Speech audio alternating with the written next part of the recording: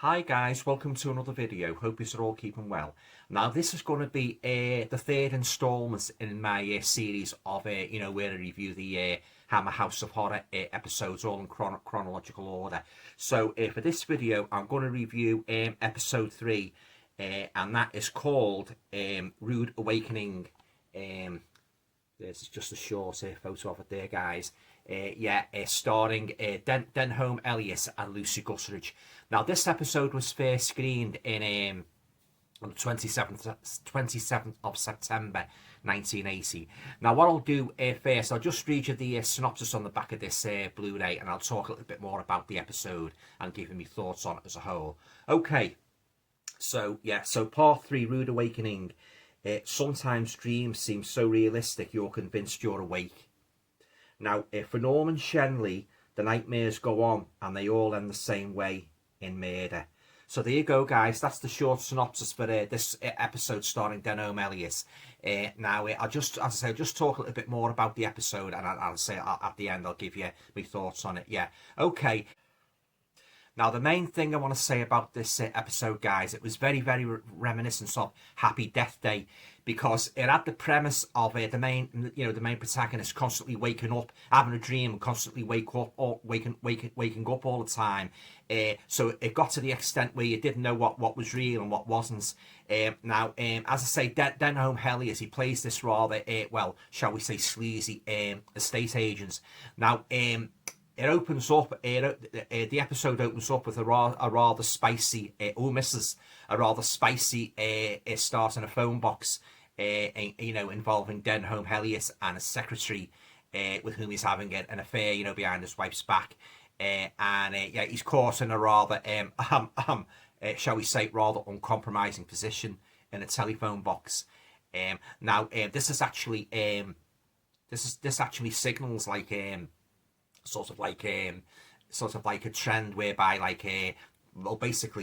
that you see all different clips from the episode, they're all dream sequences put together in a kind of a montage. So that's the opener. So then we move to the main protagonist, Denholm Elliott, as I say, he plays this rather sleazy estate agent called Norman Shenley. Now, basically, this guy walks into Shenley's office one day, and he wants him to check out this country house called Lower Moat Manor. When Shenley goes out to the country to investigate this house, he goes in and he hears this mysterious voice saying, "You shouldn't have killed your wife, Mr. Shenley. You shouldn't have killed your wife, Mr. Shenley." And it appears to be coming from one particular source in the house. I think it's the pipes or somewhere like that. And so that becomes a recurring motif throughout the episode. This voice, "You shouldn't have killed your wife, Mr. Shenley."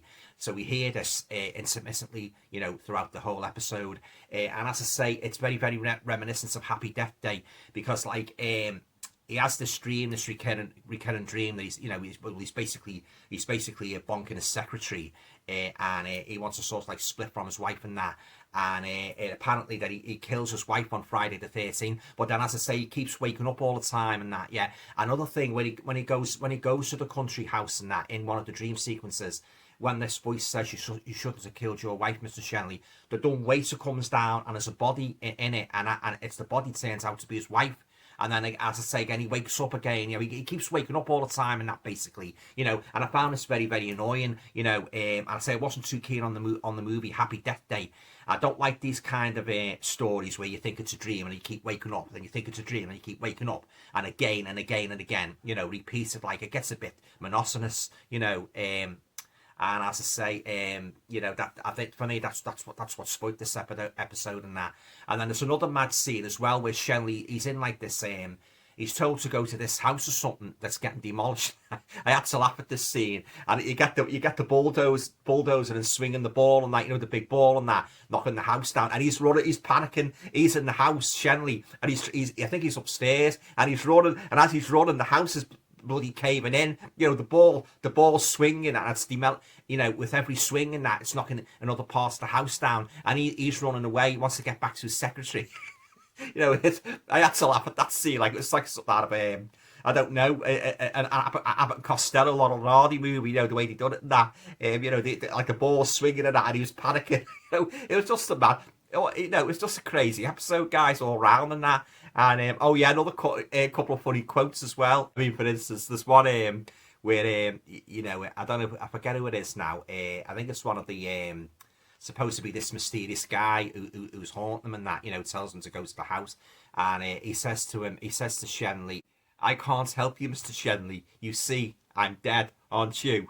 You know, absolutely mad. And there's another crazy scene as well, where Shenley's bad-tempered wife says to him, "You see, you do need a doctor," to which Shenley replies, "Right, but I also need a divorce." Yeah, you know, somewhat like memorable lines in there, guys, and that, yeah. But apart from that, it wasn't really as entertaining an episode as, you know, when I first watched it, like, you know, way back in 1980, as I'd anticipated. You know, it's not one of my favourite episodes, and it's as I say, what ruined it for me was the dream sequences and that. You know, Shenley, he kept dreaming like he'd murdered his wife and that, you know, and he kept waking up.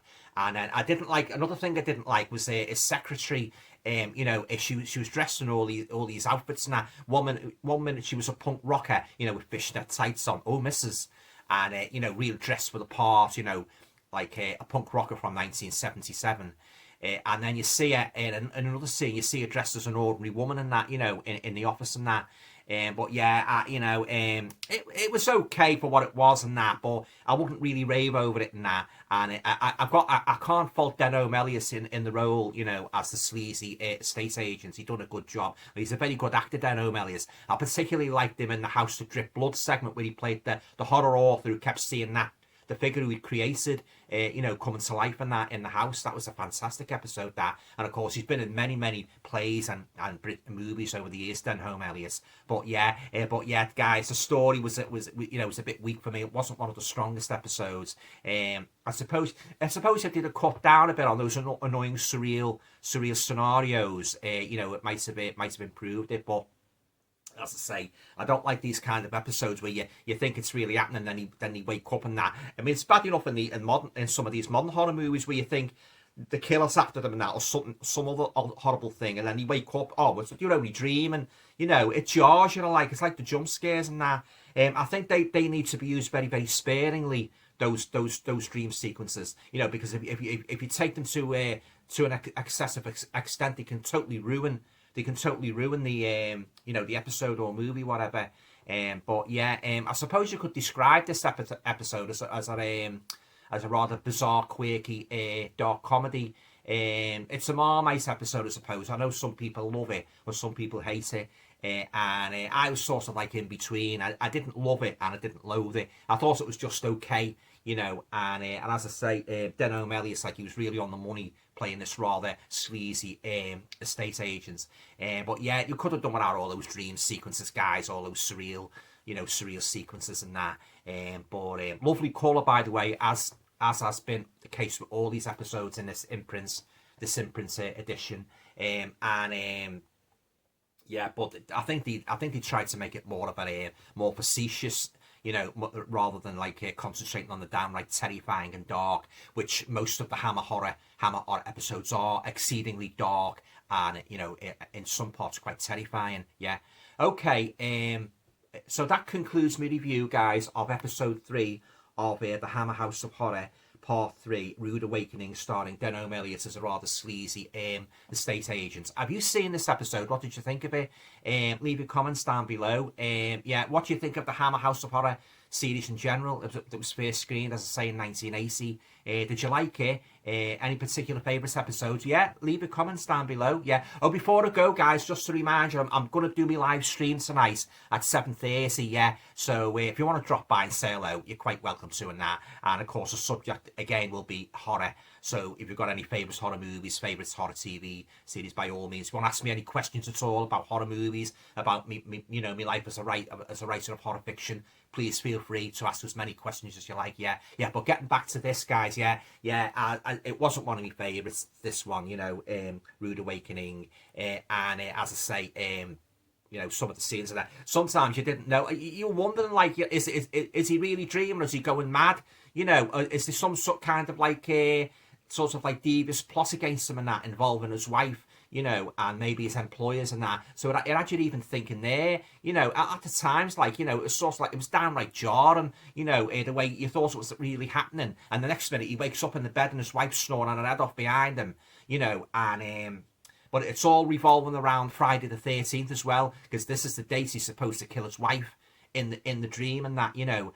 And then this mysterious guy called Mr. Rayburn, who calls into his office and that, and asks him to check out this country house. You know, he's very, there's something like funny about him and that, you know. But all in all, it was a very, very strange episode, guys. You know, I mean, like, you just didn't know what the hell was going on. You know, I say Denholm Elliott, he played this sleazy estate agent to a T. You know, he was fantastic in that. And but apart, as I say, it was the too many dream sequences in it, guys, that detracted from the enjoyability factor for me. Okay, guys, that's it. That concludes my review of that episode 3 in the Hammer House of Horror. You know, the Hammer House of Horror TV show series, Rude Awakening. Yeah. Okay. Well, that's it for now. I will be back. I will be back in the next video with a review of episode 4, and that will be Growing Pains. Okay. So I'll speak to you soon. Take care. Thank you.